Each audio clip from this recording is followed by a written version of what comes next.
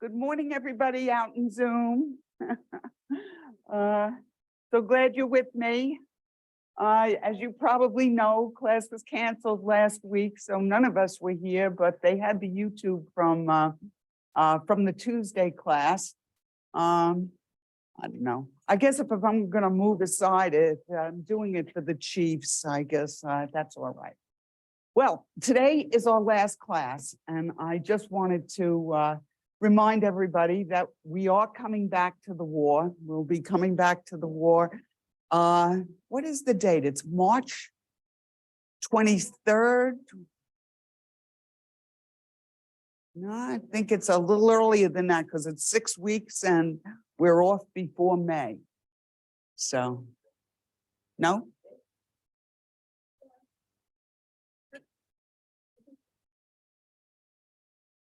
March 28th and 29th.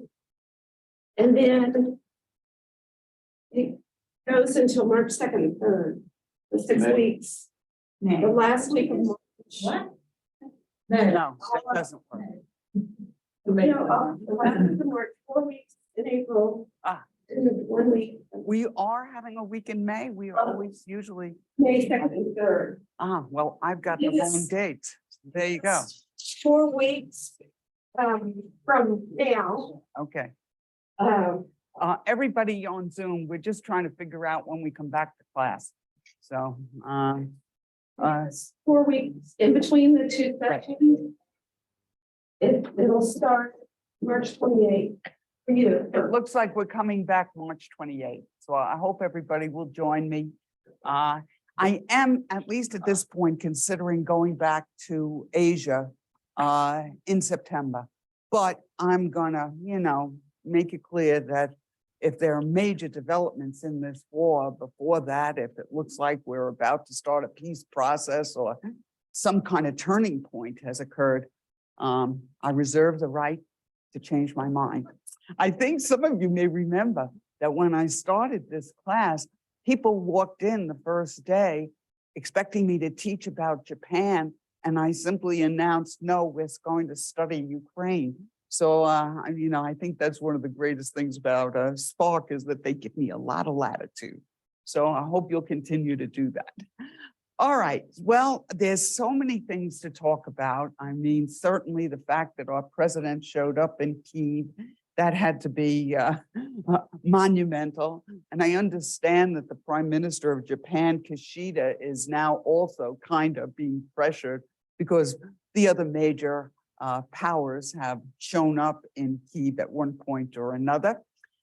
We will talk about that. I wanted to just do a couple of quick updates. I guess you're aware that they had a third earthquake in Turkey.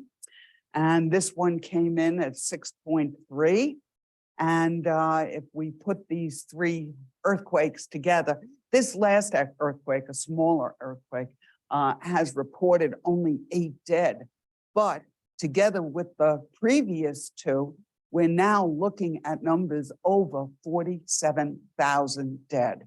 And so the United States, I understand, is making some points with Erdogan because who is there on the ground cleaning things up and giving aid always feels that the best way the United States represents itself is by modeling good international behavior. That's how you win friends. And so I'm happy to see that we're once again at the vanguard of doing that kind of work. Another point I wanted to make today is that Kim Jong-un launched a second ICBM, intercontinental ballistic missile. Just keep in mind that these intercontinental ballistic missiles have very long range. I mean, you can go 8,000 miles. And we do believe that the North Koreans have the capacity to strike the United States. However, remember, you have to be able to put together the warhead with the missile. They're not there yet, but they have had 70 missile launches in the last year. So while we are preoccupied in Europe, Kim and to some degree Xi are doing their own thing out there in Asia. Kim's sister said that basically in response to the fact that the United States is having military exercises with South Korea and Japan, that part of Asia could become a firing range. So anyway, the usual bombastic talk out of North Korea.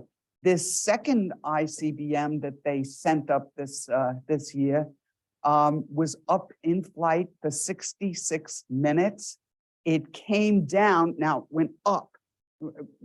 Generally with an ICBM, you leave the Earth's atmosphere and then you re-enter the Earth's atmosphere. So you can use your trajectory to go intercontinentally. But they chose, of course, to test the missile in their own backyard. So the missile went straight up into the air, up there for 66 minutes, and then fell about 200 kilometers from the most northern Japanese island, which is the island of Hokkaido. This, of course, sent the Japanese into, another round of concern because their security is obviously being tested. And it fell in what is known as the EEZ. And what that is about a 200-mile limit that is considered to be your exclusive economic zone. So if you hear that term, that's what the reference is. Japan then turned around and confronted China about the fact that they too are experiencing this balloon crisis, and they have decided to kind of talk it through. Biden's speech in Poland, I don't know what we should say about that. Basically, he came in with a very upbeat speech, an anniversary speech, and made the comment that Putin cannot remain in power. And I think he means that. And so I do believe that we are calling for regime change. And I say that not just because of what he said, but also because at the Munich Security Conference, which just took place, Vice President Kamala Harris made the comment that we consider that the Russians have committed crimes against humanity. And while we have known that there were war crimes and crimes against humanity taking place, we haven't come out and publicly stated so, because a statement like that suggests that we're going to be able to hold the guilty accountable. So by having her come and make that comment, it kind of suggests again that we're going to have the Ukrainians fight to win and hold the Russians accountable. What else can we say? Meanwhile, at that Security Council, Wang Yi, who is the foreign minister of China, came to the conference and really misread his audience. You may have read that our Secretary of State Blinken kind of called him up short about these balloon issues, which he reacted by saying that that was absurd and hysterical. But you may also remember I told you last week that it looked like the Chinese companies were beginning to trade with Russia, providing them with goods that have been sanctioned. And so we knew that we wanted to talk about that. Well, now the other shoe has fallen, and American intelligence is suggesting that the Chinese people are actually considering providing Russia with lethal weaponry. So he was confronted with that as well at this conference. And because the United States is leading this coalition, when he made his speech at this conference and became critical of the United States, he really misread his audience. They were not very happy with his comments. Now, you might be saying, well, what is he doing there anyway? Well, you have to keep in mind that the Chinese economy is really in the toilet. I mean, we've talked about many of their economic issues, and the EU is their greatest trading partner. So they wanted to go to Europe, restart certain trade arrangements between the two countries, or I shouldn't say EU isn't a country, but between China and the EU. And it was kind of a delicate situation because in a way you're trying to create a wedge between the EU and the United States. And that was pretty much his goal, and it failed. He then went off to Russia, and it does also look as if Xi is going to make a visit to Russia. So on one hand, he's trying to make nice with the Europeans, but on the other hand, in the bigger, more ideological and philosophical picture, the Chinese are supporting the Russians primarily because the Russians and the Chinese want a multipolar world while the United States has global hegemony. So we are happy with the status quo. The status quo serves us and has served us well since the end of World War II. But as Russia and China view the world, they feel as kind of second-tier major powers that they are entitled to spheres of influence. And we've seen in Asia that China has been attempting to reclaim border disputes and such with nations using maps in the South China Sea that date back centuries, and the Russians feeling that since Eastern Europe was at one time either members of the Soviet Union or satellites of the Soviet Union, that is their kind of God-given sphere of influence, and that these countries, even with the collapse of the Soviet Union in 1991, that they don't have the right to have the characteristics that go along with sovereignty. And by that, I mean the right to determine their own foreign policy and their own future. So anyway, in the bigger picture, the Chinese and the Russians have much in common, although I don't really think that Xi necessarily supports this war in Ukraine. What else? Putin, we're at an anniversary, so Putin also addressed his country, and he made the claim that the United States is not just supplying, that basically we are directly involved in this war, and that it is our fault that the war escalated, that it could have been a minor war, but it's turned into a major war because of the coalition that is supporting Ukraine. And to show their displeasure, the Russians have dropped out of the START talks. The START talks are nuclear talks, strategic arms reduction talks. If you look at the big picture in the nuclear world, the United States and Russia each have about 5,600 to 6,000 nuclear warheads. And these talks enable both sides to do inspections in the other country. And Russia now is claiming that under no circumstances will they permit Americans to come in and inspect. So lots and lots of news.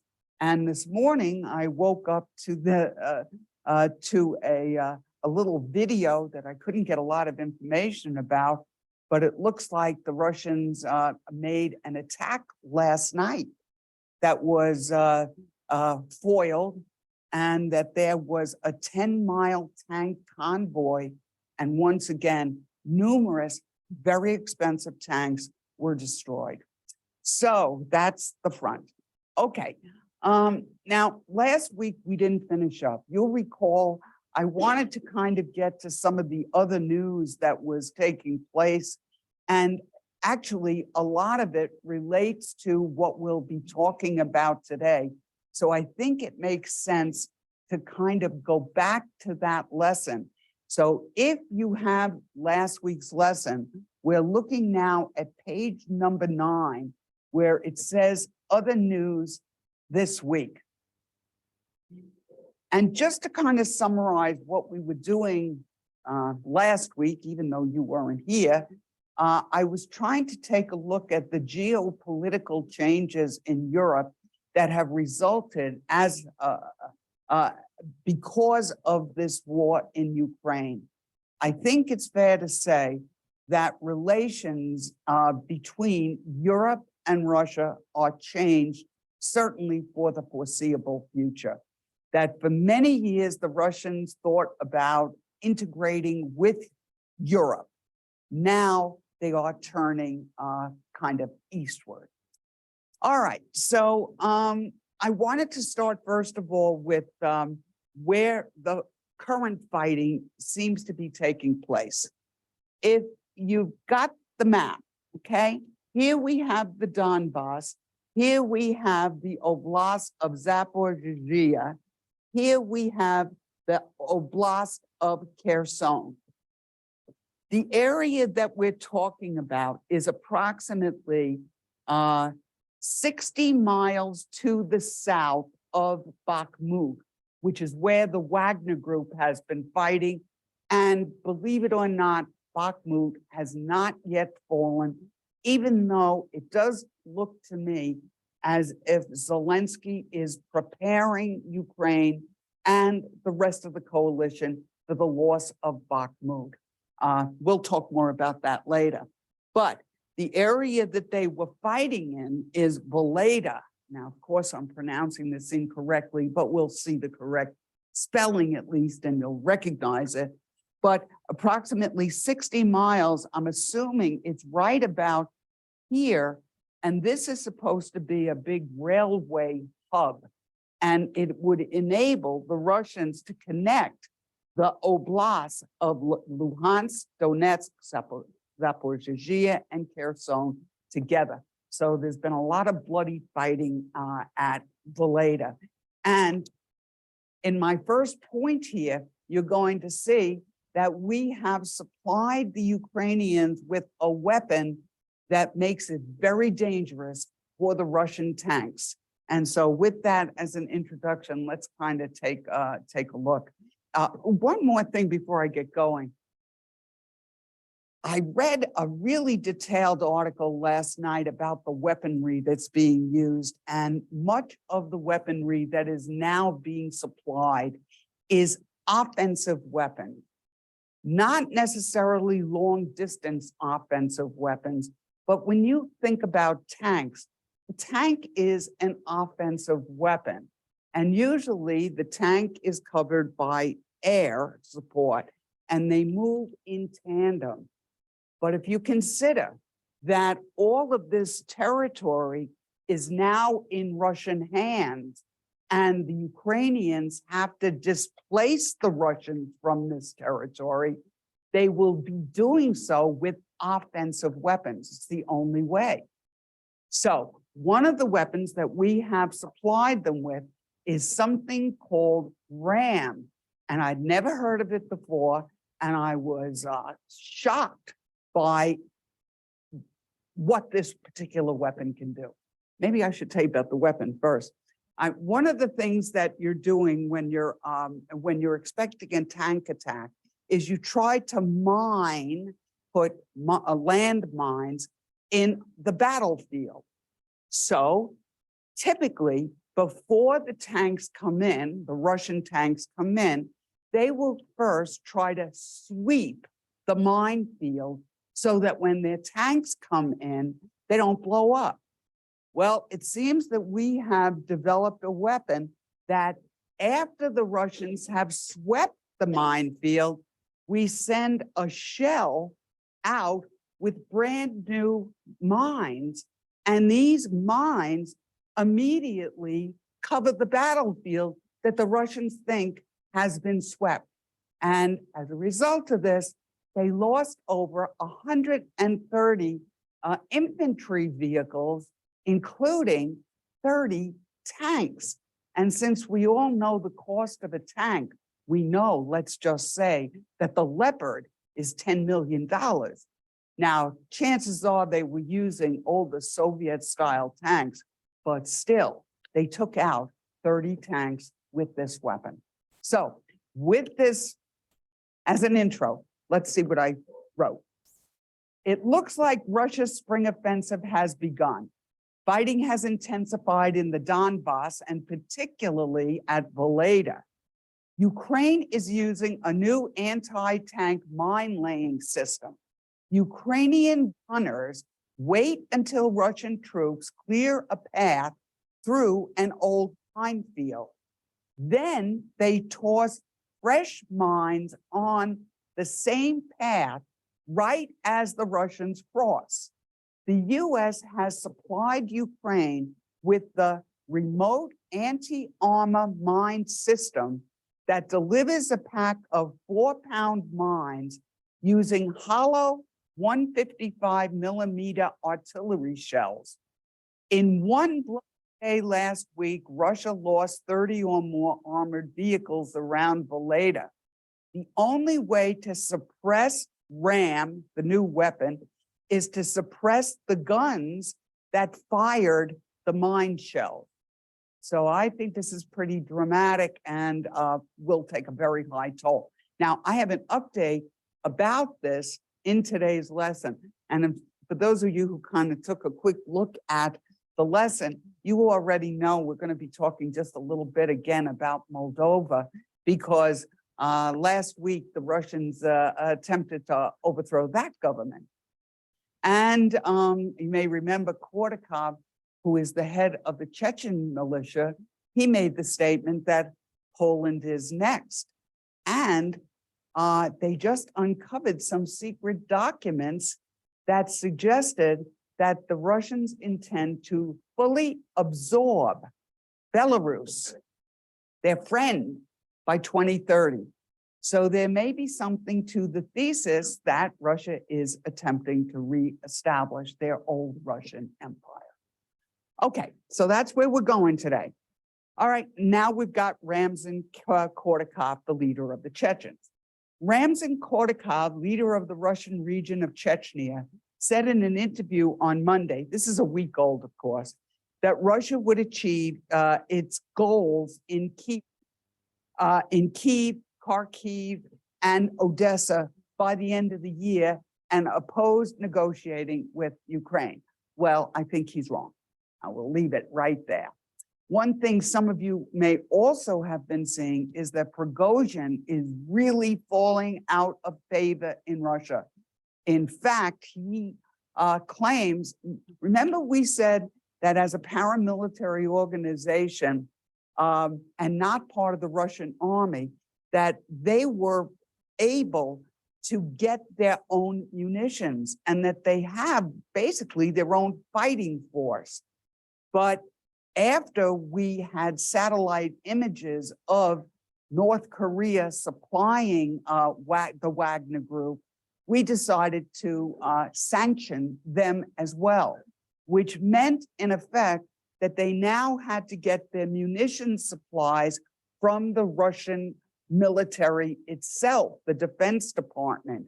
And there seems to be lots of fighting going on within the Defense Department due to the fact that you've got not just Wagner, but a number of other paramilitary organizations that are operating in this Ukrainian war. Wagner being, of course, the most powerful of them. So you may remember we said that the friend of Prigozhin was Surovikin, and I know I'm mispronouncing his name, but he was replaced by another word I hate, an apparatchik, a Russian, kind of yes man, and that would have been Germanov, and he is now back in charge of the Russian army. And so, in a way, what happened is Wagner lost their inside guy, and the new guy, or the old guy that's new again, he's decided more or less to cut Wagner off. So Wagner accused Shoigu of treason, the word that he used in his address to his particular media group. And so he claims that he is not getting the munitions that he needs, and he's fighting off in Bakhmut, and that they're not getting air supply either. So it looks like we have a lot of infighting going on in the Defense Department. We have the regular army, and then we have these militia groups, these paramilitary groups, and that's what this is about. So let's pick up on that. Putin has authorized a number of private armies in Ukraine besides Wagner and Kadyrov's Chechen militia. Some fear they may ultimately threaten the Russian state itself.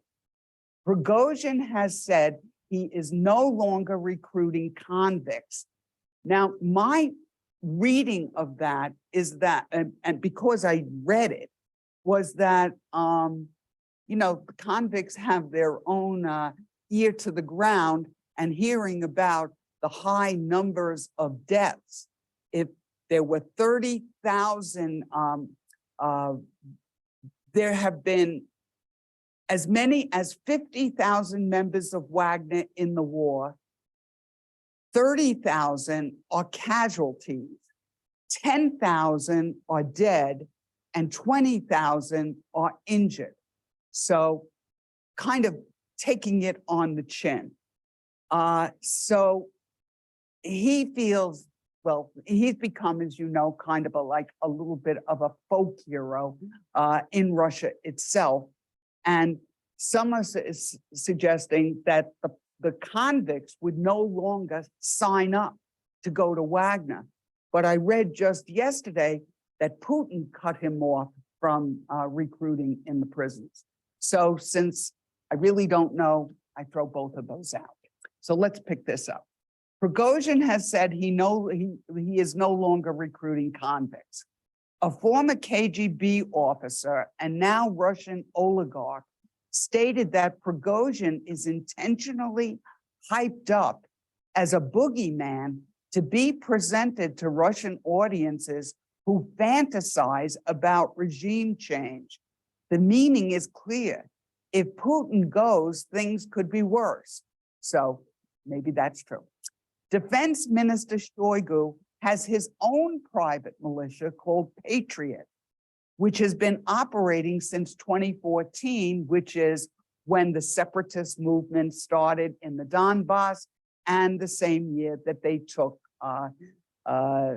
Crimea.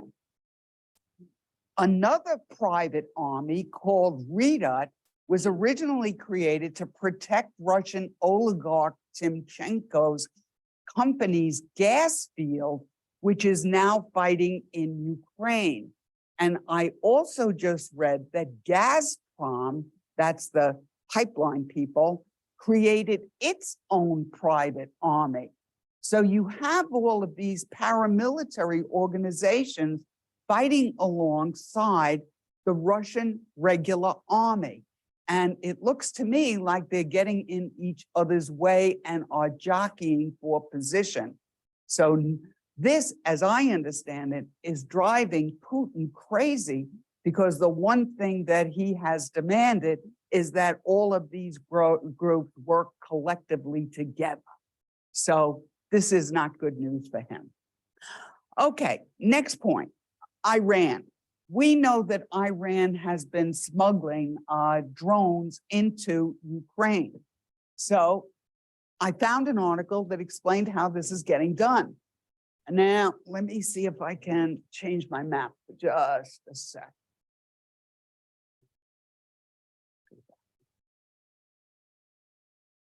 Yeah, that'll do it. Okay, here we go.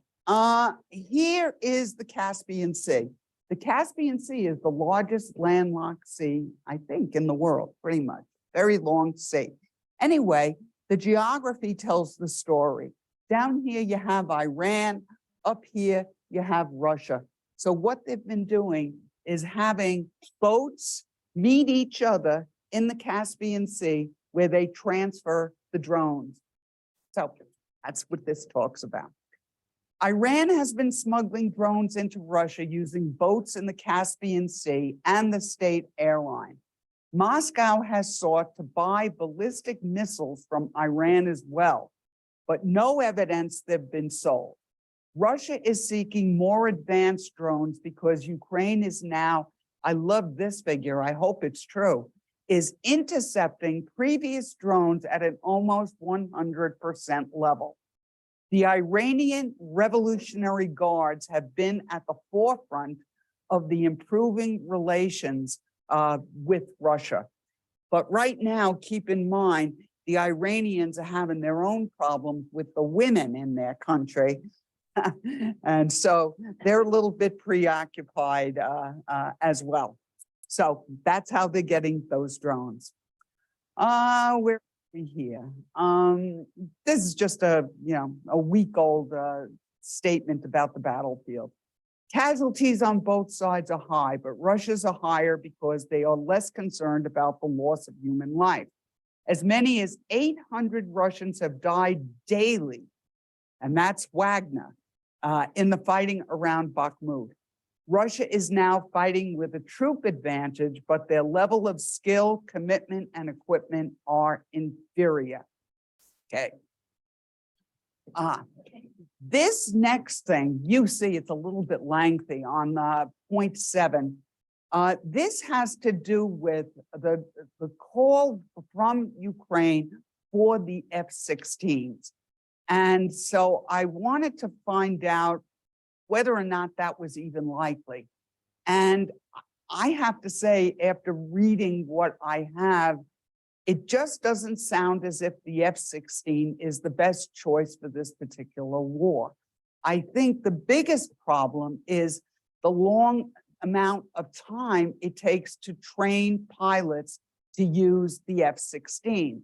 A student in yesterday's class told me that her son was a pilot on the F-16 and that he required 2 years of training before he could use the plane. So you will see here, we think there's a better plane, but whether or not they will get that plane is up for grabs. But that plane is manufactured by Sweden, and Sweden is not yet in NATO. So here we go. According to the BBC, there are great challenges in supplying Ukraine with advanced fighter jets. Zelensky spent much of last week appealing to European leaders to send the jets.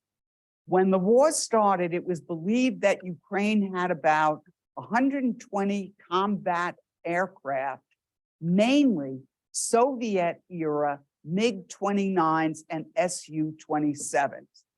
To match Russia's air power, Zelensky says he needs about 200 jets, preferably the F-16, which can engage targets in the air or on the ground. I wanted to also just point out that the Ukrainians have been very effective in shutting down the Russian air war, primarily because of the defensive systems we've put in place that are taking out their aircraft at such a very high rate. So that's what's kept the Russians really from using their air power across the country. So let me pick up again. Okay. Experts say the F-16 would help Ukraine strike behind Russian lines. President Biden has ruled out sending them for now. One major issue is the time required to train Ukrainian pilots to use the jets. Zelensky says he has about 50 pilots that could start training now. Depending on skill of the pilot, training could take from months to years. The UK has agreed to start training on NATO standard aircraft. So we are, or the Brits are training for air cover. And you might be saying, why are they doing this? It's because we're sending all of this heavy artillery. Abrams M1s. We're sending, the Leopards. These are expensive pieces of machinery. And the typical way of protecting the tanks is air cover. So it looks like we're starting that process because they expect 48 Leopards by the end of this spring offensive, and they are going to have to protect them. So here we go. One major issue is the UK has agreed to start training on NATO's standard aircraft. Another issue is maintenance.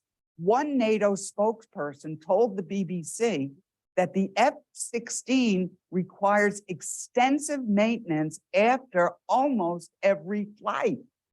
Others argue that the right plane is the Swedish-made Gripen jet because it's simpler, cheaper, and more versatile. Sweden has not offered that aircraft. Another major issue is the danger of escalating the war into a direct confrontation with Russia.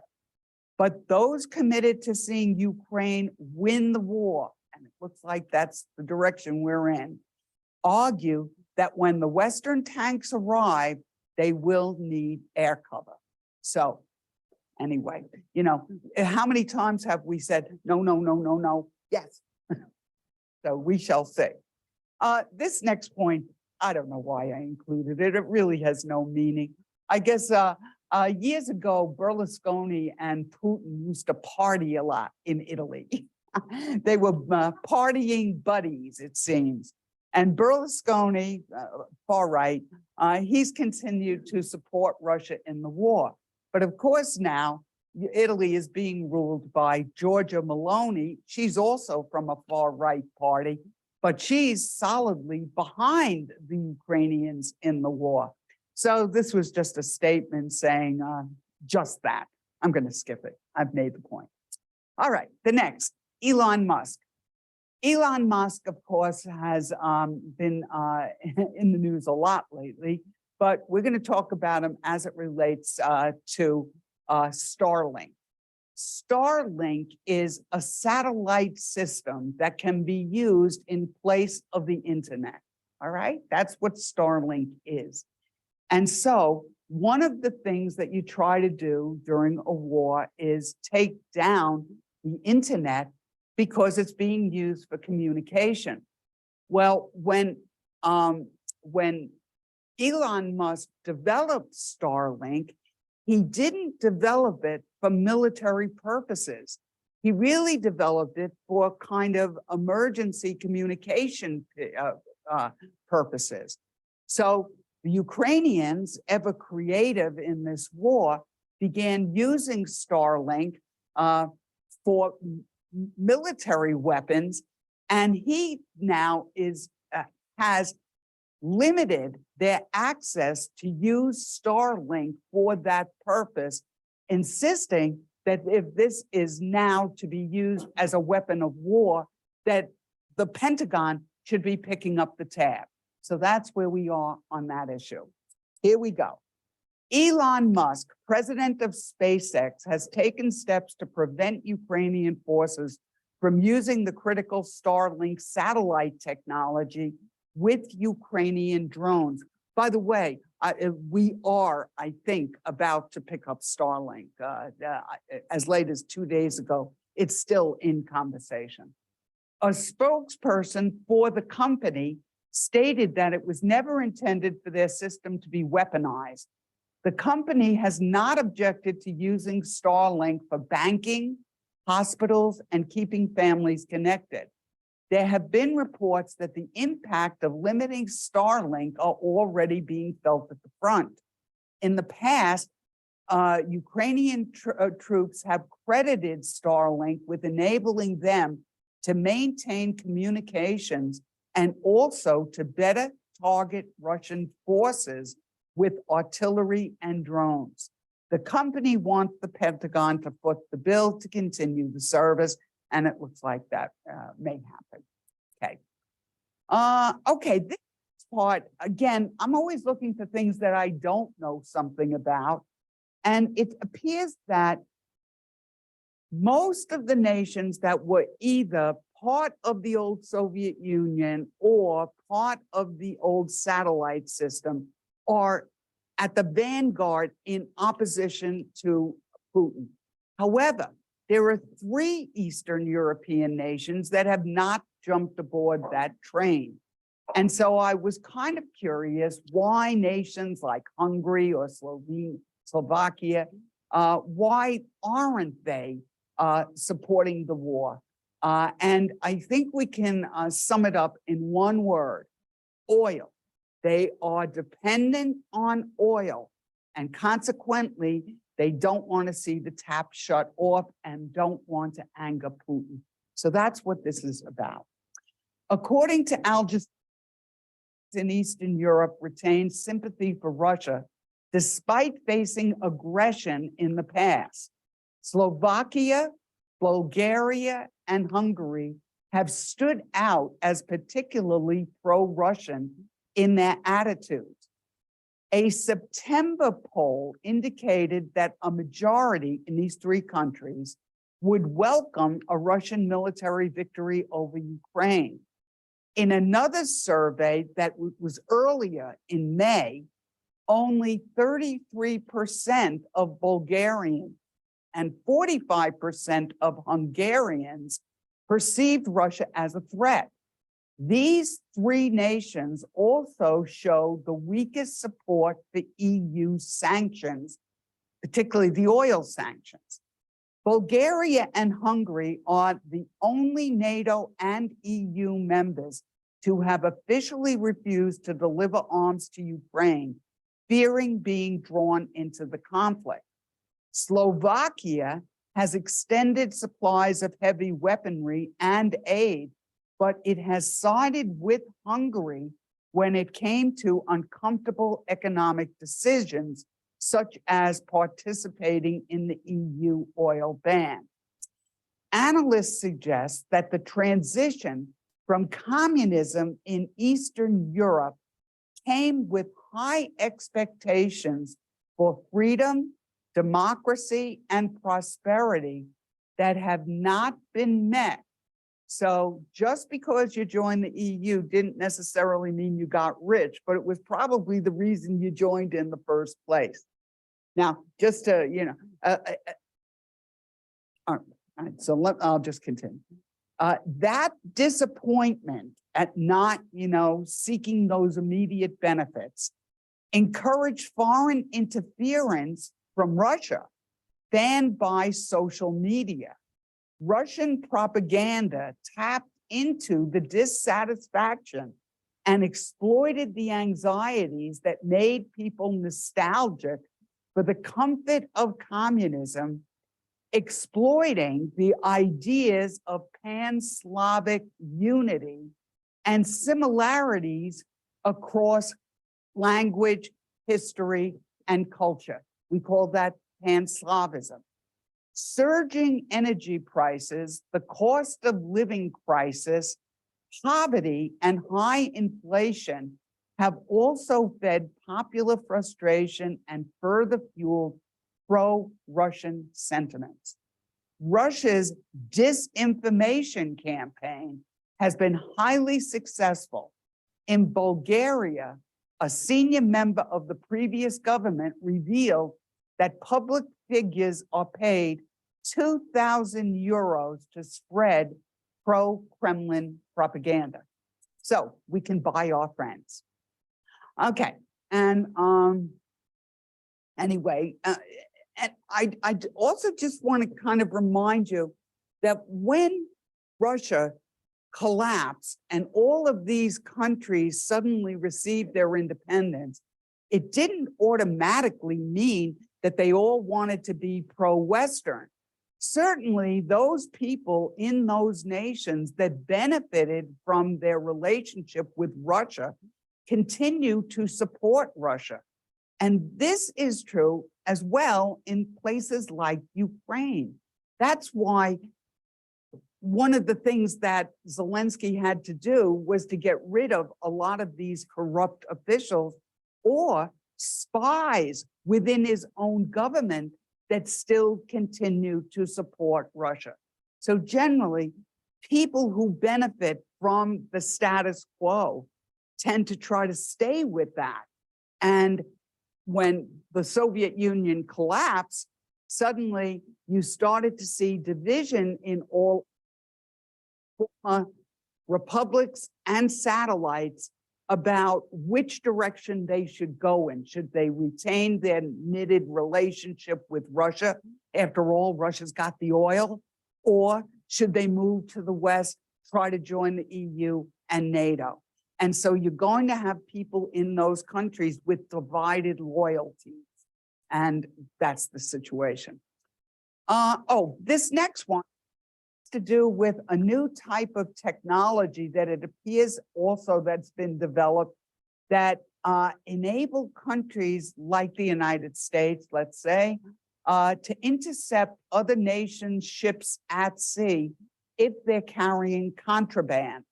How this is done is absolutely beyond me. But in this particular statement, I'm talking about the fact that Iran was attempting to supply the Houthi rebels in Yemen and that their ship got intercepted because of this new technology. And now there is some pressure to take the weaponry that was being sent to the Houthi rebels in Yemen, to take that weaponry and send it to Ukraine. Now, the problem with that is it's illegal under international law to do so, but who knows in the future.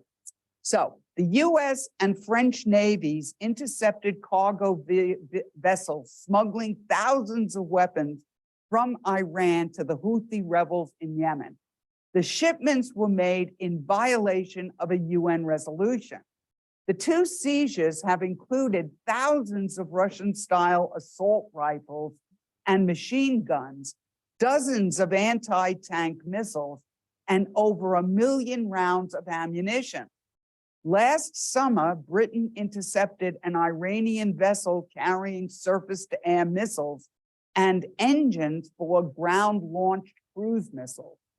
U.S. Naval Forces Central Command, CENTCOM Task Force 59, has introduced innovation in the maritime domain, which has enabled more seizures of smuggled Iranian weapons at sea. The pressure is building to transfer these weapons to Ukraine, but there may be legal obstacles. So anyway, I guess we've just at 11:15 finished last week's lesson.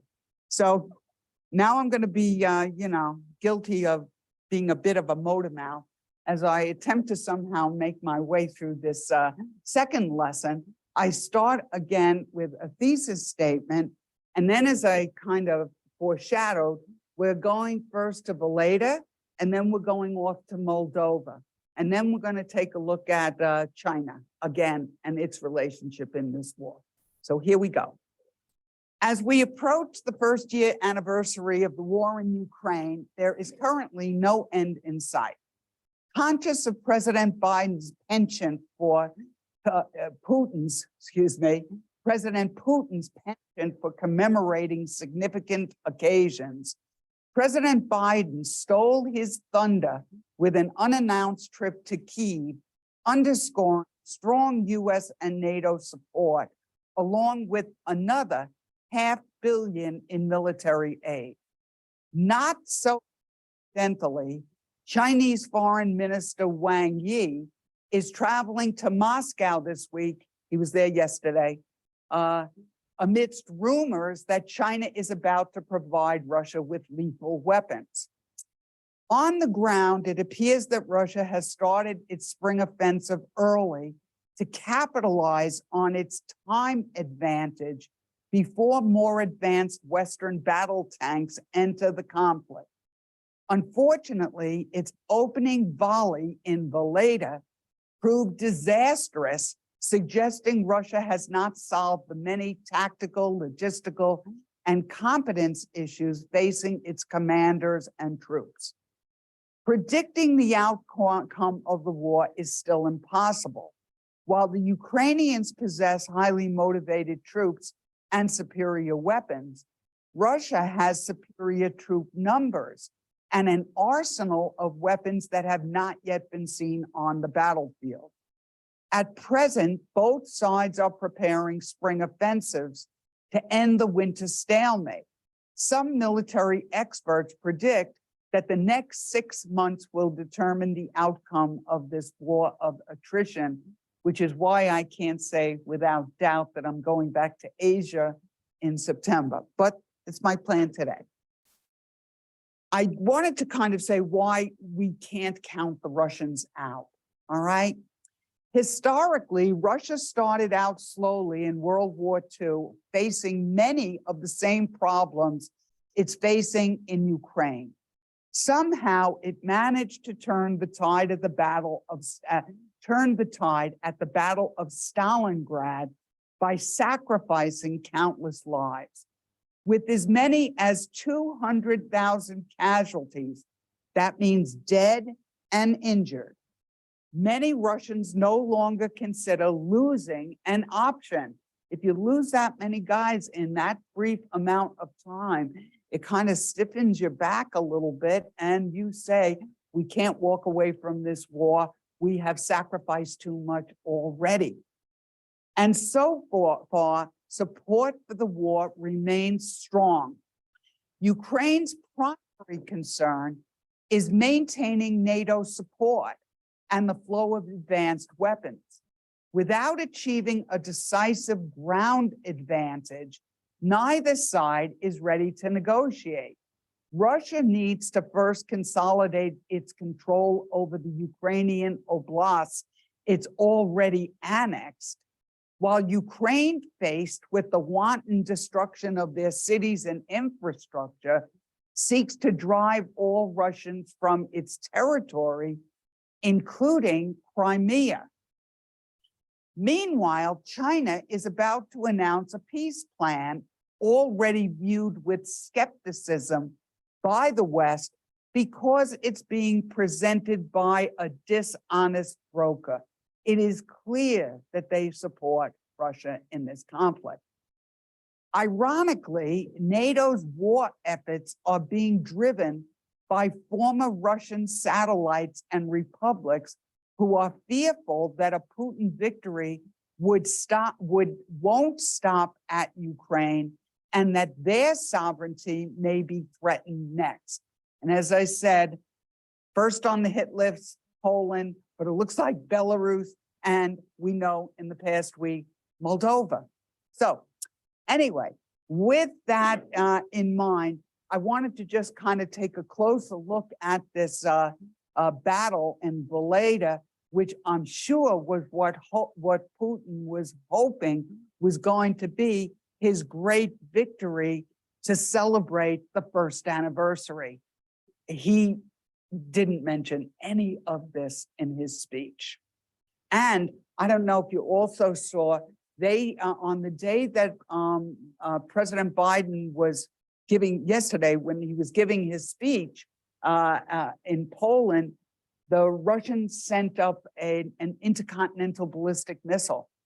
And generally speaking, when they launch an ICBM, and they just withdrew from the START talks, they crow about it a little bit. The fact that they didn't even acknowledge it said to everybody in our country that this missile launch was a failure. So again, something not mentioned in his speech. Okay, Russia's disastrous assault on Valeda. 2 Russian brigades were left in tatters following a failed attempt to take Valeda, a rail hub connecting the Donbass to Zaporizhzhia. Each brigade numbered approximately 1,000 soldiers. A brigade generally is made up of 1,000 to 1,500 men. So they're saying, what I read is that each of these, there were 2 brigades. Russia lost, this is mind-boggling, 130 armored vehicles, including 30 tanks. And as I said, last night, they got hit again with a convoy of tanks that was about 10 miles in length. The poor showing has renewed doubts that the Russians have,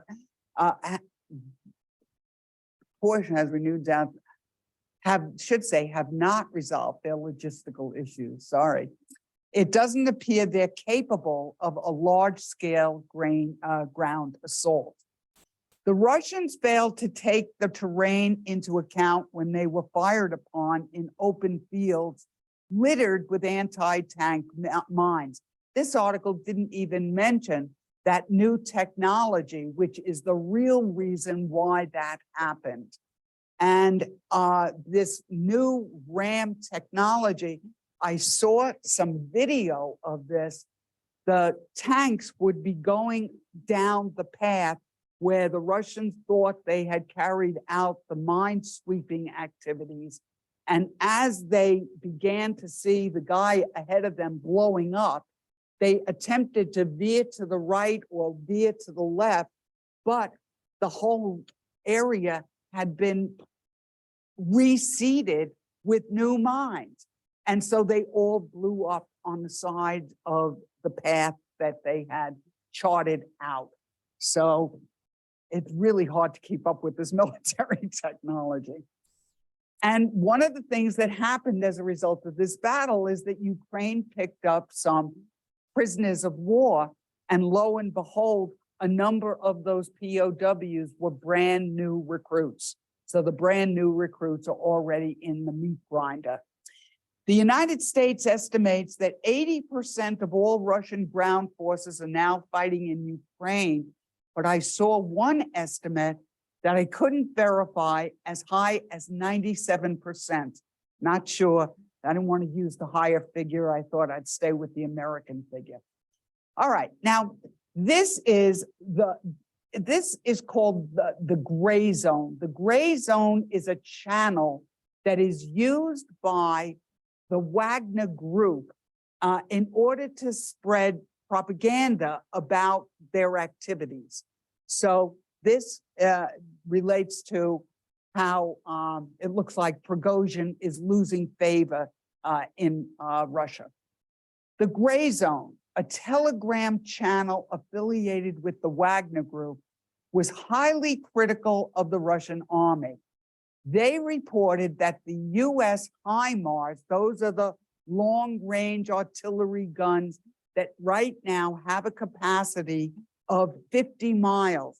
They are getting, we think, the Atacms, I think that's how we're calling them, which will be even longer range. Now, the advantage to having these big guns is that they try to hit ammunition depots. That is the target to make it harder for them to conduct the war. Well, this means that if we've got a 50-mile range, you've got to have your base camp at least 50 miles away, which is going to make it very difficult to surprise the enemy.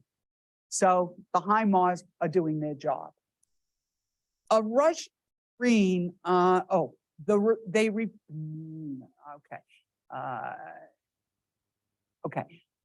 They reported that US HIMARS required the Russian forces to be concentrated 50 miles away, making it impossible to move with speed or surprise. A Russian Marine at Valeta said that those that survived were considered deserters and that only 8 men remained out of one of those 2 brigades. So they were slaughtered on the anniversary. Not the kind of thing you want to see in Russia. General Milley, chairman of the US Joint Chiefs of Staff, said in Brussels that Russia has lost strategically, operationally, and tactically. Okay, well, we're coming on 11 o'clock. We're going to take a 10-minute break, and then we're headed to Moldova.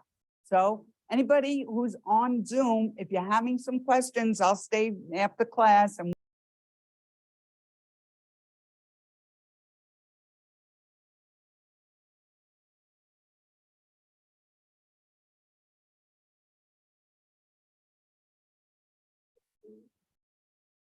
okay, everybody, we are back. I see you, Bill. What's in the paper? Anything I'm missing? I don't think you're muted. I'll talk to you later. Okay, we are going off to Moldova, all right? And we've spoken about Moldova before in this class, but now that the Russians have attempted to destabilize the country, it would seem to me we ought to look at it in a little more detail. And so that's exactly what we're going to do. All right, I always like to, those of you who've been with me know, I always try to give a geographic, demographic, just kind of a snapshot of the country so that we know what we're talking about. So Moldova, I just have a few little facts and figures that give us some idea of what this country is about. First of all, it's roughly the size of Maryland. I always find that kind of useful when I'm trying to talk about the size of something. And I'd like you to know, let me get a better map. Hold on. This is actually the better map, okay? All right, you see, here is Moldova, and Moldova is a landlocked country, all right? And so here is Odessa, and this part here, which is what makes Moldova a landlocked country, is part of the Ukraine. Now, initially, we were afraid that the Russians would be trying to send soldiers over into Moldova. Of course, they had a different plan. They were going to take not just these two oblasts, they were going to take Mykolaiv, they were going to take Odessa, and then given the fact that they've got 1,500 troops here in Transnistria, they thought that, they'd be able to kind of come from both directions. No, she is from Slovenia, right? Yeah. Okay. All right. So it's roughly the size of Maryland. It's a landlocked country. That's kind of like the kiss of death, actually, because most trade is conducted by sea. And its population is about 3 million and approximately 500 million in Transnistria. And this is Transnistria. You see this little sliver? This little sliver is about 200 miles in length. And that little sliver is currently being occupied by 1,500 Russian troops because there was a separatist movement in Moldova in the late 1980s as the country was, as the Soviet Union was beginning to implode. And as a result of that, they decided that, they wanted control of that area. So anyway, well, we'll pick it up. I'm kind of losing my train of thought and going in a wrong direction. The population is 75% Moldovan, 7% Romanian, 7% Ukrainian, 5%, I don't know what the heck that ethnic group is. I don't know if anybody else has heard of it, but it's probably a Slavic group. Many of these Slavic languages have actually completely disappeared because they were never written down. So I'm not sure who these people are. I almost omitted them, but then my figures didn't add up. 4% is Russian and 2% is Bulgarian. So your next door neighbors, basically. The primary language is Romanian with about 11 to 15% speaking Russian, which we know is kind of typical because it was a former Soviet republic. The Russian elite always become the rulers in those countries. But it also, this whole area down here, this whole seacoast area, for many people, Russian is the first language. In fact, I believe that Russian is the first language of Zelensky. Right? That's why he speaks it so well. Yeah. Okay, so Turkic. Okay, well, that makes sense too, because remember that this area down here. This is all the Balkans. And for many years, the Ottoman Turks were in control of the Balkans. So we can figure this out. All right, so the per capita income, and now you start to see how some of these former republics weren't very wealthy to begin with. So if you are 75% agricultural, it kind of tells you already that your standard of living is not going to be all that high. So by comparison, the per capita income and GDP, remember, is the total value of all goods and services in a country in a calendar year. The total value of all goods and services in a calendar year. The per capita income is the population divided by that number, and you end up getting a per capita income that tells you more or less how much wealth is behind each individual living in a country in a calendar year. So here in Moldova, we see that's $5,500. That's not very much money behind each individual, when ours is $6,500. All right. So by comparison, this would be one of those countries that, even though it wants to join the EU, it obviously still has not become very industrialized. The country is 93% Christian Orthodox. So that means Eastern Orthodox, means they follow the Greek patriarch or the Russian patriarch, Orthodox. The biggest import, no surprise, refined petroleum products from Russia. Transnistria is a 200-mile-long strip of land with Ukraine to its east. The current president of Moldova is Maya Sandu, and she is pro-Western.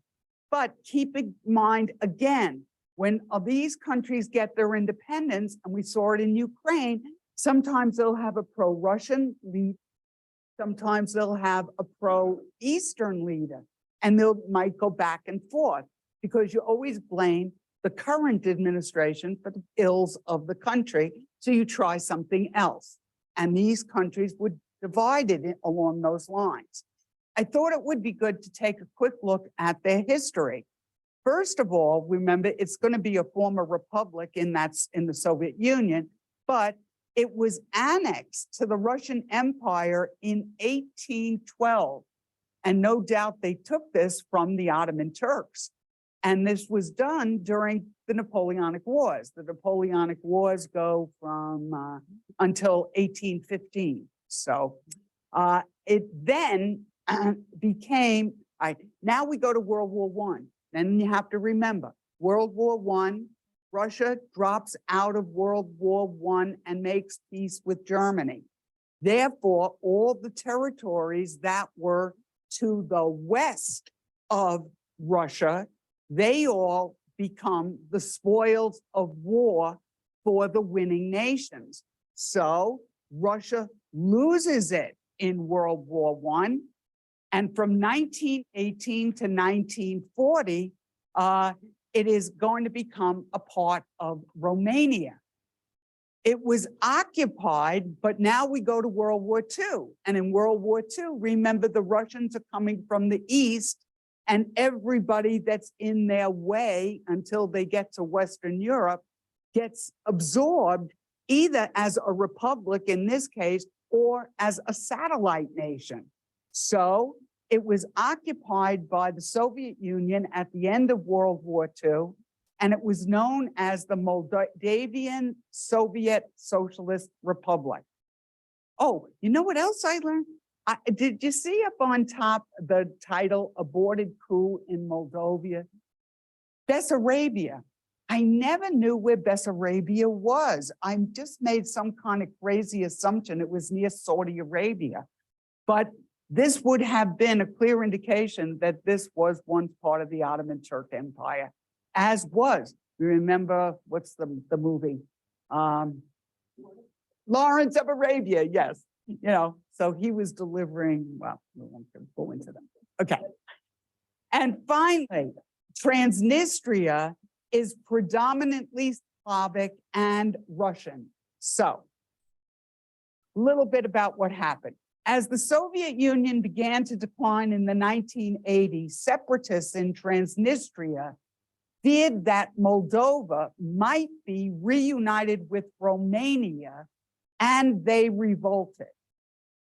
At present, there are 1,500 Russian troops occupying the breakaway region, and there are 20,000 tons of Soviet ammunition in Transnistria. In 1991, the Soviet Union collapsed and the Soviet republics gained their independence. In 2001, Moldova elected a communist head of state. But by 2014, it is now facing west, primarily thinking about the economy and greater economic opportunities being in the west. So in 2014, Moldova signed an association agreement with the EU and tied their future to the west. In 2022, Moldova became an EU candidate to join the EU. So this is all part of the process of finally qualifying. But remember, to get into the EU, if you've got a government that is corrupt, and many of these former Soviet republics had corrupt governments, they must have economic reforms before they qualify to get in. So it could take Moldova quite a long time in order to qualify. They're clearly a very poor country. Okay, now the circumstances leading to the failed coup last week. Always think first economics. And here you see the answer. The inflation rate in this country is 27%, and it is the highest rate of inflation in Europe. President Zelensky got intelligence that told him that the Russians intended to overthrow Moldova. He took this intelligence and he had his chief advisor, Podolak, pass this intelligence on to Sandu, the president of the country, alerting her of the Russian plan. All right, so that's all that is going to tell us. President Zelensky, through his advisor Podolak, shared intelligence with President Sandu that Russia was about to destabilize the country by breaking into state institutions and taking hostages during anti-government demonstrations. So these anti-government demonstrations were organized by the pro-Kremlin party that basically wanted to overthrow the government. So I suspect maybe that Zelensky's intelligence might have originated with us, but so far we don't really know that. All right, so the idea was these demonstrators would move into like big government buildings and take people hostage, and eventually the government would capitulate. All right. Traders were demanding that the government pay 100% of their energy bills. And now the fact that the coup failed. Demonstrations were organized by the pro-Kremlin party. The Moldovan government prevented, with this knowledge, this intelligence, 60 foreigners, I suspect Russians, with forged papers from entering the country, believing that their goal was to foment unrest. So they discovered them at the airports and didn't allow them into the country. The leader of the party, the pro-Kremlin party, Elon Shaw, was accused of money laundering by the government, and he took off. He's now in Israel. Now, according to President Sandu, the goal of Russia was to overthrow the government to stop the European integration process, the same thing we're seeing in Ukraine. All right? Yeah.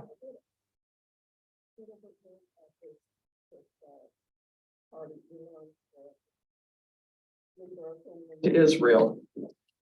I can't. I don't know more.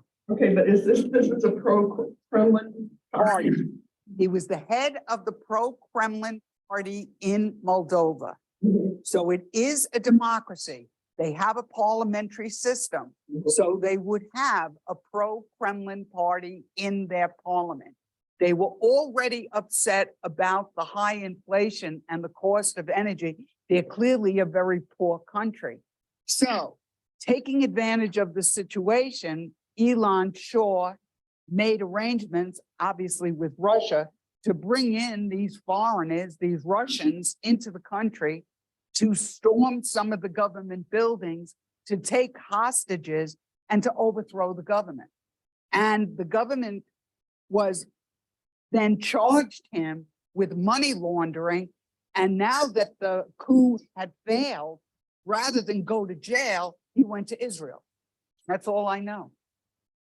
So Israel was happy to have them. Well, I didn't hear any Israeli viewpoints. So, all right. So a new government was sworn in last Thursday, and Doran Ressian, I'm sure I'm mispronouncing that, an economist, which I think is a good choice given the problems in the country, won parliamentary approval as the new prime minister.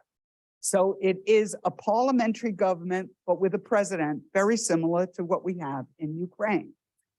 Demonstrations over high heating bills continue now, despite the fact that foreign donations to help pay their oil bills has been given. They haven't gotten rid of them 100%. And the security in the country has been stepped up to prevent further erosion of the government. So, yeah. So there was the news that Yes, yes, not the president. right. It was the prime minister. Yes. Okay, and now off to the Munich Security Conference, which really dominated the news this week. And this is, of course, where we're going to have a confrontation taking place between Blinken and Wang. And where Wang misreads his audience, becomes highly critical of the United States, and gets the cold shoulder from the other European diplomats. So that's what's happened next. Western nations reaffirmed their commitment to Ukraine to supply weapons, enabling them to defend themselves against Russian aggression. Leaders repeatedly, one after another, stated the same message. And that message was that Putin could end this war immediately. And he could do so by withdrawing his troops, pointing the finger saying, you started this war, you can end it. Just recall your troops. So that was loud and clear from the West. President Zelensky's big message, of course, he wasn't there, but he comes in on satellite. And it's hurry up with those deliveries, because remember, they are delaying their offensive at American request until such time as they get some weapons. So it's the Russians on the move while the Ukrainians are sitting tight. The US financial support for the war is declining, and that's why I think they're going to throw everything at this war real soon, fearing further erosion of American support, further erosion of American financial support, I should say. So in May of 2022, 60% supported arming Ukraine in this country. Today, that figure has fallen to 48%. So I'm sure with his ear to the ground, Biden is saying, we got to give them what they need now. We've got to win now, because we could get cut off. I don't know. And I would have to look up my source, and I don't have that with me. The White House told Kyiv they could soon see limits to US aid due to isolationist House Republicans who are opposed to US involvement in the war. And any bills that are revenue related, money related, Those bills originate in the House of Representatives. That's how our government works. So, and the House is now Republican. And I do want you to be aware, though, that it is the extreme wings of both parties, that the progressive wing of the Democratic Party is opposed to financing this war, and the extreme right wing of the Republican Party is opposed to financing this war. We do have a number of very fiscally conservative Republicans that, as you know, Kevin McCarthy had to make deals with in order to get the House leadership. All right. And so I think we're going all in. That's my perception. Vice President Kamala Harris formally announced the U.S. position that crimes against humanity have been committed in Ukraine and calling for an organized plan to hold the guilty accountable. This may be, and this is me editorializing, because the only way Russian soldiers will be held responsible is if Ukraine wins the war.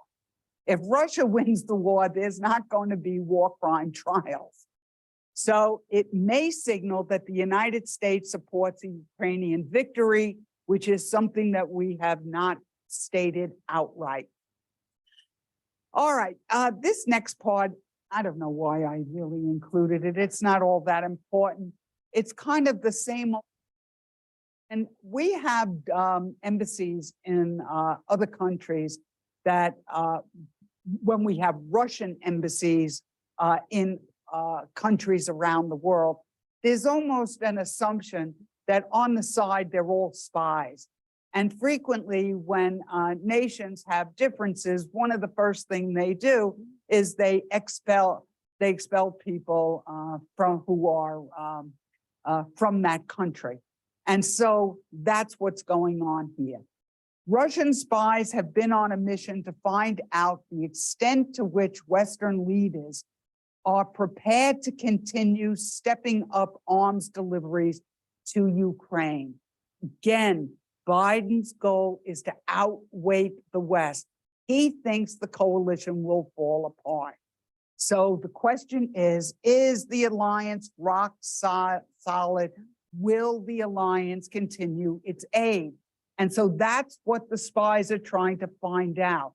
Believe me, those figures I gave you about the US, that's music to their ears. They hear that US support is flagging financially because we're picking up the major bills. The EU is sharing spy information among the ranks. Last year, more than 400 suspected Russian intelligence officers were expelled from Moscow's embassies across the continent. Russia is now relying more heavily on cyber espionage, border crossings, and refugee flows in order to deploy new spies. There is evidence that the German intelligence agency, the BND, was penetrated. And I read a long article about this, but I really can't get into it now. But it does look like, and again, keep in mind that Germany was, until 1991, East and West Germany. You are going to have people, certainly from East Germany, that still look back at the good old days that somehow government from Russia benefited them. So, you know, this is an ongoing problem in all the countries that were once occupied by Russia. All right, so anyway, that's little spy stuff. What I am always interested in is the analytical articles that try to give us a better picture of how this war is impacting other nations. And most important to us should always be China, because they now are considered more powerful than Russia. Previously, we thought the Russians had the military and the Chinese had the economic power. But now we are saying that Russia is the subordinate partner in their relationship. So you see the date of this, it was Valentine's Day this year. China's original goal was to strengthen its alliance with Russia to counterbalance American hegemony in Europe and Asia. Any question about it? We globally dominate the world. And consequently, we like the way things are. We have a rules-based order, and it's managed to keep the peace for 70 years. But nations that are dissatisfied, who think that their borders should include claims, in the case of China, going back centuries, or in the case of Russia, feeling like they are entitled to a sphere of influence in Europe because as a major power, that is their entitlement. These are what we would call revisionist nations. They want to revise history. So China and Russia have been basically philosophically looking for a multipolar world. And we, as the conservative power in power, we want things to pretty much stay the same. So we've got some tension. Although China backed Moscow, they sought to avoid unilateral and coordinated sanctions aimed at China's government, companies, and financial institutions. So it's another way of saying that because their economy is in such bad shape, they're not willing to full-throatedly support Russia, even though philosophically they do support Russia. The economic consequences to them were going to be too great to come out for Russia. And so at least up until now, we have had very little evidence that they are doing anything that has involved our sanctions. Make sure we know the difference between unilateral. One of the things when we studied China that we saw is that what China likes to do is take on nations one at a time. In other words, China has a dispute with the Philippines and Vietnam over the South China Sea. China wants to deal with each of them separately. The one thing China doesn't want is, by stepping on the toes of lots of nations out there, that those nations get together in a coalition and push back. So they want to deal with you one-on-one.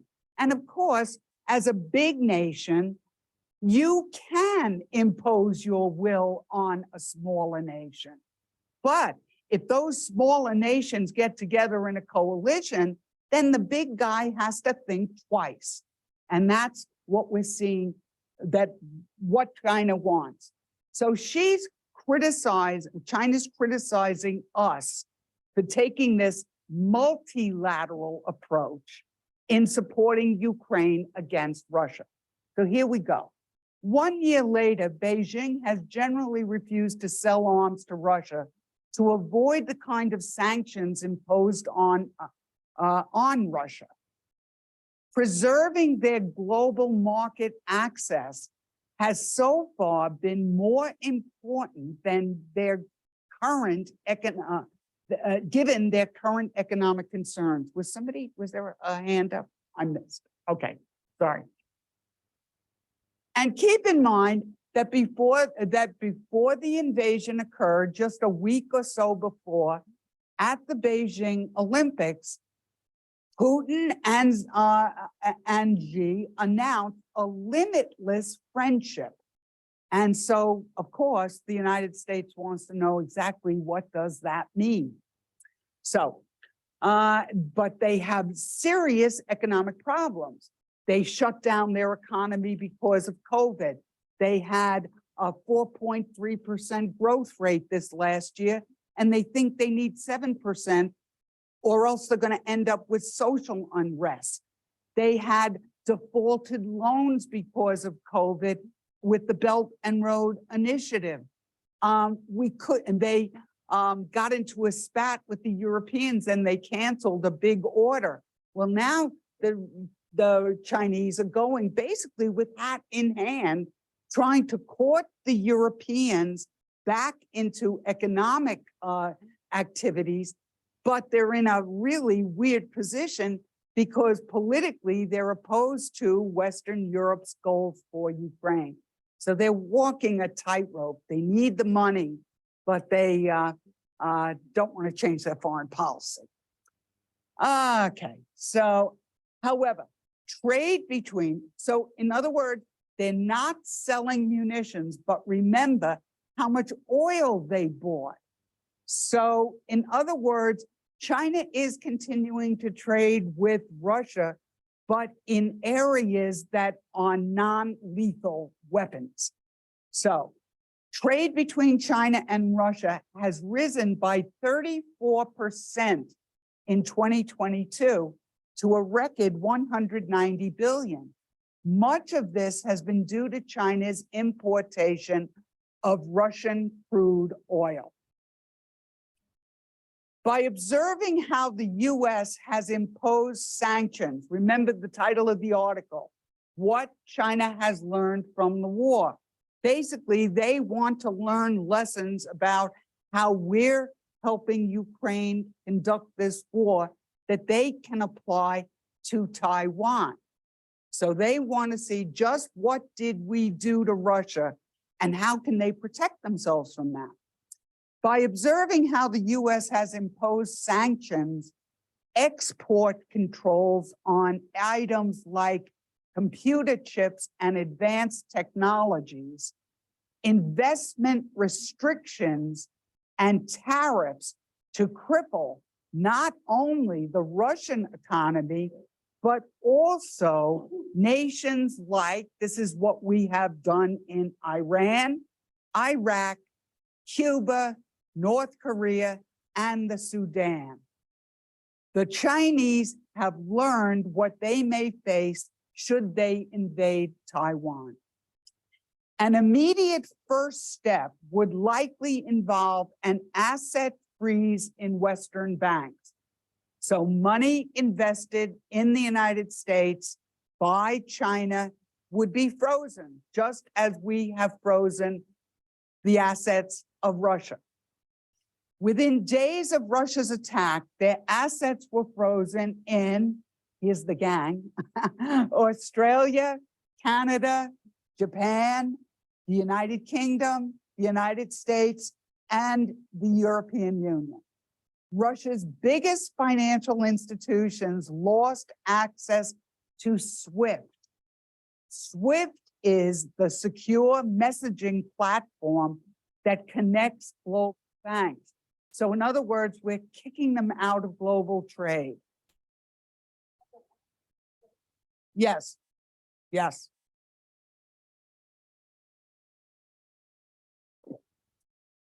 The US will also prevent Russia from gaining the technology to develop deep water energy resources in the Arctic, a future source of revenue. When we looked at the Russian energy picture last week, one thing we learned is that they're running out, but they have untold potential up at the polar ice cap. And one of the nations that definitely is benefiting from global warming is Russia, because it's uncovering all land and offshore drilling. So the next frontier for the Russian petroleum industry is the North Pole. So they need our technology, or the technology of the West, in order to uncover those petroleum beds. And now they're not going to get them. So this is economic warfare. If China thought that Russia's economy would be too great for the West to sanction, they were wrong. This may give China pause before forcefully attacking Taiwan. Remember with that term that Paulson used, too big to fail? Well, that was part of the perception of Russia. Russia's economy is the 10th largest in the world, and some felt it was too large for us to be able to effectively sanction.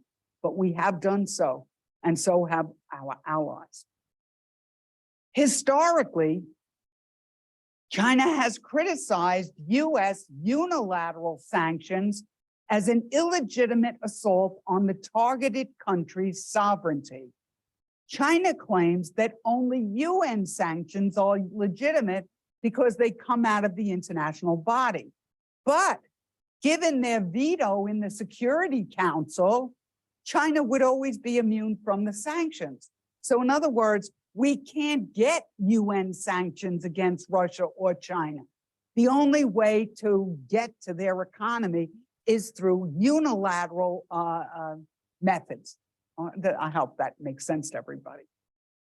China's complaints about this ring very hollow, given how often China has economically punished nations like Sweden, Mongolia, the Philippines, Australia, and South Korea for perceived transgressions. They give them the cold shoulder. Remember when we studied China, we said that the Australians wanted to find out the origins of COVID. Even that suggestion so inflamed the Chinese that they stopped trading with Australia. All the grain that had been exported sat in the ports of China and were not allowed to be unloaded. That's just one example. So it's the pot calling the kettle black. They are doing exactly what we are doing. The West also paid a price for its economic sanctions against Russia, but some effects were mitigated. I guess there's an upside to global warming. They had a more mild winter. So yes, the West has suffered from higher inflation. We are suffering from higher inflation, but nothing compared to what some other nations like Moldova is suffering, or worse, Turkey with 64% inflation right now as we speak. So there's been higher inflation in the West because of the war. There have been higher energy bills, and there have been gas shortages. And we've seen the gas prices fluctuate even to the point where the president released some of our strategic oil to some criticism. Ultimately, the Chinese have learned that they must become more self-reliant and sanction-proof before contemplating an attack on Taiwan. Russia attempted to mitigate the economic impact of losing access to SWIFT by creating the Mir credit card. The word Mir means village. That allowed it to access a few medium-sized banks in Kazakhstan, Tajikistan, former republics, Turkey, Uzbekistan, and Vietnam. So whenever you're hit with sanctions, you try to find your way around. The way they wanted to get access to the banking system was by creating their own system and then having those medium-sized banks handle Russian foreign trade. All right. So this was a loophole. And you know, this is kind of like whack-a-mole. They have a loophole, we figure out how to close it. And that's what the next says. In response, in September, the US Treasury announced that banks dealing with the Mir credit card would be viewed as circumventing the Western sanctions. All those countries responded by severing their ties with Moscow, an economic weapon. The loophole is closed. And I'm looking at the clock and I really want to go through the new news. So I'm going to kind of race full steam ahead since this is our last class. All right. Putin is viewed in the West as having absolute power with no checks and balances. His goal is a new version of the Russian Empire that requires massive personal sacrifice. The West believes the only way to constrain him is by creating a coalition in opposition. This has ushered in a new Cold War mentality. Putin is not interested in negotiating with Zelensky because he believes Ukraine has no right to exist. Do you remember? It's a fake country. It's a false country. It's not a real nation. So if he doesn't recognize the sovereignty of Ukraine, he can't sit at a bargaining table with Ukraine. What he wants to do is just say, okay, let's get rid of all these little guys. I want to directly negotiate with President Biden, and the two of us will figure out a peace plan and just ignore Ukraine. So that's his plan. He's not interested in negotiating with Zelensky because he believes Ukraine has no right to exist. He prefers instead to strike a deal with President Biden that would deliver Ukraine to the Russian Federation. I think he has a long wait, but that was his original goal. Was that the way to do it? Okay. Oh, this part is kind of interesting. The EU is made up of many countries, 27 countries in all. Each of the 27 countries, with the exception of the ones we just identified in Eastern Europe, have been supplying Ukraine, but they've been doing it unilaterally. One country makes a deal with Ukraine about how much they're going to give. What is being suggested now is that EU act as a single unit, that it coordinate all the weaponry that Ukraine gets, kind of like the way Medicare negotiates drug prices and manages to keep them lower because, you know, they're the only game in town if you're trying to talk about older Americans. So that's the idea that is expressed here. I think it's a good idea. It should bring down costs and it should be more efficient. The EU is considering buying arms to supply Ukraine as a unit rather than having individual nations make their own donations. They're looking at jointly procuring 155mm artillery shells for the howitzers that provide defensive artillery. The joint approach will be more efficient and will speed up the production of standardized parts. NATO weapons all use the same parts. Henry Ford. Joint procurement would also be implemented to replenish the stocks of Kyiv's allies. Ukraine is presently using, I can't believe these figures. And so I'm going to go back and check them again because they just don't seem believable. It's estimated there's 2,000 to 7,000 shells daily, while the Russians buy between 20,000 and 60,000 daily, according to an Estonian newspaper, which also reported that 1 million 155mm shells cost about 4 billion euros. 4 billion. This is an expensive war. And assume that the euro is going for, I don't know, I think it's about $1.10. It was as low as $1.03, I think. Anyway, somewhere in there. Okay, now, the nation at the vanguard of this war is Poland.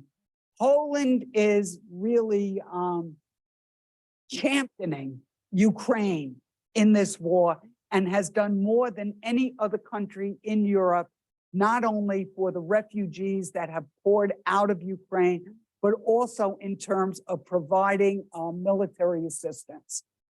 And ironically, President Duda was kind of on our hit list for a while because he's kind of like an Eastern European strongman. But I guess now he's our strongman. I don't know. President Duda of Poland is training Ukrainians on Leopard tanks and is pushing the United States to provide F-16s. Poland has been sounding alarm since joining NATO in 1997 about potential Russian aggression. Poland has agreed to send their own F-16s, they're part of NATO, if the US agreed to replenish them. President Biden arrives in Poland, that was of course yesterday, for a meeting with Polish leaders. At present, there are 11,000 US troops stationed in Poland. They want more. That was one of the messages that he got. Well, the idea is that Russia wouldn't attack American troops, that would be the end. Ukraine's foreign minister, this is what Ukraine wants. Ukraine's foreign minister, Kuleba, reiterated his country's demands to end the war. Number one, restoration of Ukraine's full territorial integrity. Number two, compensation for damages. 3, accountability for war crimes and crimes against humanity. And 4, a change in Russia. That is a veiled way of saying regime change. Change in Russia to assure they don't threaten Europe again. And I write, that sounds like regime change because that goal is unattainable while Putin views Ukraine as his personal obsession. Okay.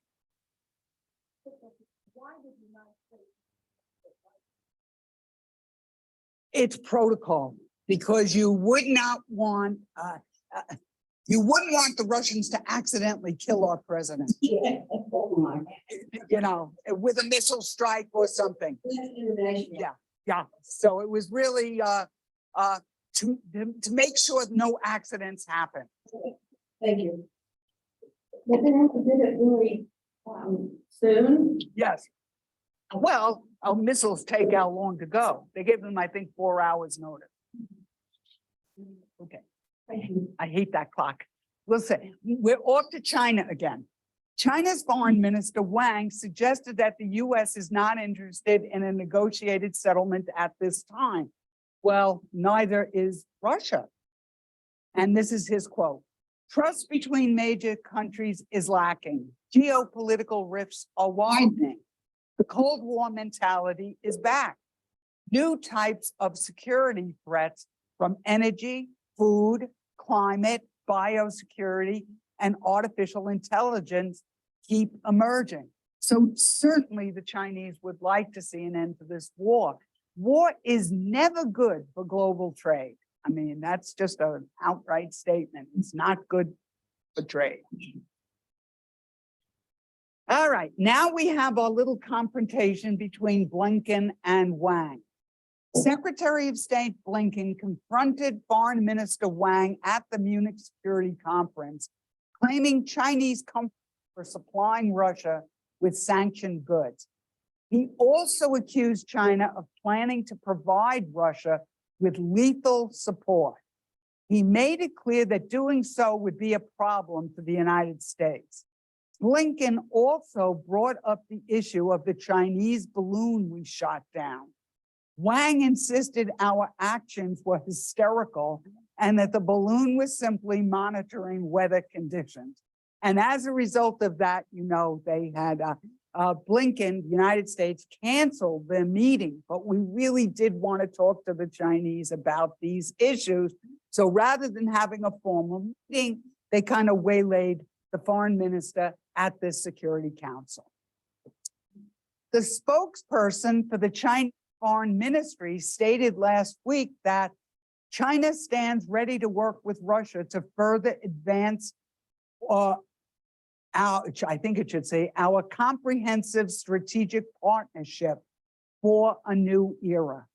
The US made public its claims that China was considering arming Russia to publicly deter them. Now, you may remember that 3 months before the war broke out with Ukraine, the United States was yelling loud and clear that the Russians are going to attack Ukraine. And it fell largely on deaf ears. We were hoping that by releasing this intelligence and saying to the Russians, we know what you're up to, that they wouldn't do it, but they did it anyway. But we're trying the same technique again. We're saying to the Chinese, we have intelligence that you're about to give lethal weapons to Russia, and we're hoping that by making this a public statement and getting European support here when the Chinese want to trade with Europe, that will deter them. Well, it really caught Wang by surprise. He really was kind of caught back on his heels and ended up at the conference really being highly defensive. He got a much better reception when he went to Russia than he got when he was in Munich. So we were hoping by outing the Chinese plan that the Chinese would think twice, because immediately when confronted, he said, no, no, no, we're not doing that. And then all the European partners individually wanted him to reassure them that China's not going to do this. Okay, so that's what this is about. The US made public. Foreign Minister Wang starts an 8-day European tour this week. So that didn't work out too well. All right, I'm going to take one more minute. China further accused the United States of intentionally prolonging the war because its arms. Oh, this is such a capitalist thing to say. I just love this one. China further accused the United States of intentionally prolonging the war because its arms manufacturers are earning fat profits from weapons sales. And here's the quote. Some forces might not want to see the peace talks materialize. They don't care about the life and death of Ukrainians, nor the harm on Europe. They might have strategic goals larger than Ukraine itself. When the US suggested China was considering arming Russia, China responded that the US is shoving responsibility, shifting blame, and spreading false information.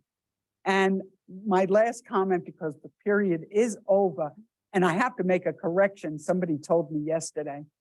EU sanctions targeted Iran for providing Ukraine with drones. Iran is facing an export ban worth $11.7 billion on crucial technology, electronics, specialized vehicles, and spare parts for trucks and jet engines. I don't know, that is correct. I don't know what I was thinking.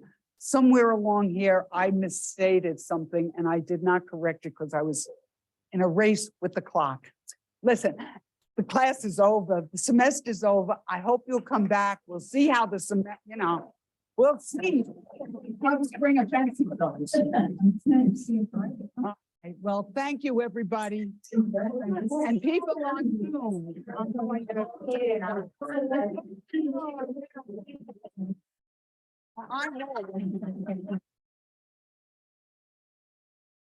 I'm going to join.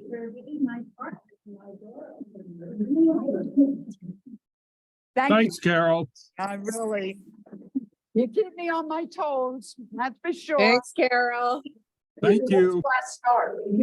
We're not sure. Okay. See you soon. Yeah.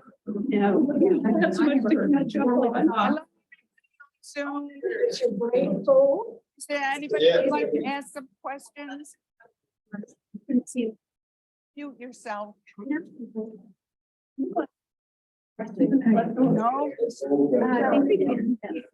Just need to find a trash.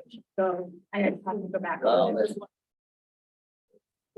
Yeah, I probably tired everybody out. Well, listen, thank you for coming and attending, and we'll be back. And we think maybe in the fall we'll go to China, but it all depends on the war. Well, thank you very much. And I hope to see you next time.